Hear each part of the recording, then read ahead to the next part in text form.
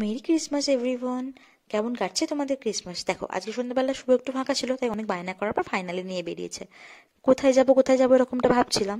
তারপর ও বলে চলো দাদার ক্যাফেতেই যাই, কারণ আদার্স সমস্ত জায়গা থেকে প্রচন্ড ক্রাউড থাকবে, আর চিনিকে নিয়ে কোনো ক্রাউডের মধ্যে যেতে না একটু হেজিটেশন হয়, কারণ মনে হয় যে আমি ওকে সামলাতে পারবো না।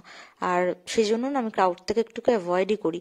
সামলাতে পারার থেকে বড় ব্যাপার ওর যে একটা ইনফেকশনের প্রবণতা আছে, সেই কারণে একটু চেষ্টা করি ওকে একটু নিট অ্যান্ড ক্লিন জায়গাতে সবসময়ের জন্য রাখার। তো সেজন্য আর অন্য কোথাও চাপ নিইনি, দাদার বাড়িতেই যাচ্ছি। ওখানে গিয়ে যদি কোনো সমস্যা হয় ওর রুমেও যে থাকতে পারবো, আর ক্যাফেতে একটু ফটোশুটও করা যাবে, তো সেই জন্য ওখানে যাওয়া হলো। ওদের ক্যাফেটা তো এমনিতেই খুব সুন্দর করে ডেকোরেট করা আছে, আর আজকে ক্রিসমাস উপলক্ষে আরো সুন্দর করে সাজিয়েছে। তো চিনি সব থেকে একটা জিনিস দেখলাম, গিয়ে দেখলাম চিনি পঞ্চুর সঙ্গে ভীষণ ভালো অ্যাডজাস্ট হয়ে গেল। আমি তো ভাবছিলাম বোধহয় ভয় পাবে, কিন্তু না, পঞ্চুকে পেয়ে বেশ খুশি। পঞ্চু মাছ দেখাচ্ছে, খেলা করছে, বেশ ভালো কাটাচ্ছিল কিন্তু ওর সাথে। তারপর কিছুক্ষণের জন্য আমরা একটু নিচে এসেছিলাম, মানে ওদের যেটা ক্যাফেটেরিয়া সেখানে এসেছিলাম একটু ফটোশুট করবো বলে।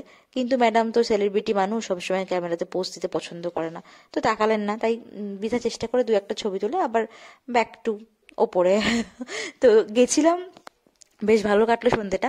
আমি এখানে চেষ্টা করছিলাম একটুখানি রিলস বানানোর, সেটাও হলো না, কিছুতেই হলো না। মানে এখন যেহেতু সবে সবে ও হাঁটতে শিখেছে, ওকে এখন ওর হাতটা ছেড়ে দিতে হবে, ও একা একা হাঁটবে।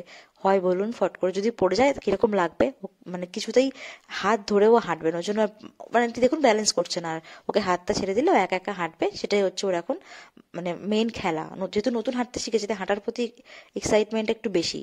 আমি একটু ভাবছিলাম বোধহয় ও বাবা সান্তা ক্লজটাকে দেখে বোধহয় ভয় পাবে, কিন্তু না, এক ফোঁটা ভয় ডর তো কিছু নেই। এদিকে নাকে হাত দিয়েছে, চোখে হাত দিচ্ছে, আসলে পঞ্চুই সাহসটাও ঠিক করে দিয়েছে আর কি। পঞ্চুই হাত দিয়ে দিয়ে ওকে সাহস করিয়েছে, ওই জন্যই হাত দিচ্ছিল। তো বেশ মজা করছিল, একটু কান্নাকাটি কিছু করেনি, ভালোই কাটাচ্ছিল সন্ধ্যেটা।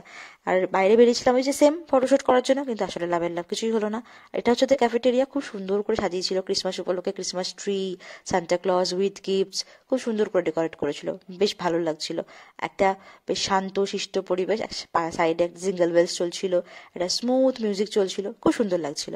আর আমি তো ভাবছিলাম যে ওকে নিয়ে যাচ্ছি সন্ধ্যেবেলা, কি করে রাখবো যদি ফট করে কান্নাকাটি করে। মানে শুভ নিয়ে যেতে চাইছিল, আমি বলছিলাম না, আমরা দুজনেই যাই, ওকে আর নিয়ে যাবো না। তো শুভ বললো বলে ওকে নিয়ে গেলাম, কিন্তু না, গিয়ে কোনো অসুবিধা হয়নি। পঞ্চু তো আমার বন্ধু ছিল, এখন চিনিরও বন্ধু হয়ে গেছে। একদম একটানা পঞ্চুর কাছেই ছিল, খুব সুন্দর করে পঞ্চুর সাথে এনজয় করছিল। তো এই দেখো, এটা ওদের ক্যাফেটেরিয়া ক্রিসমাস ট্রিটা কি সুন্দর ডেকোরেট করেছে না? চলো, ঘরেও একটা ক্রিসমাস ট্রি আছে এই যে কর্নারে, দেখেছো কি সুন্দর।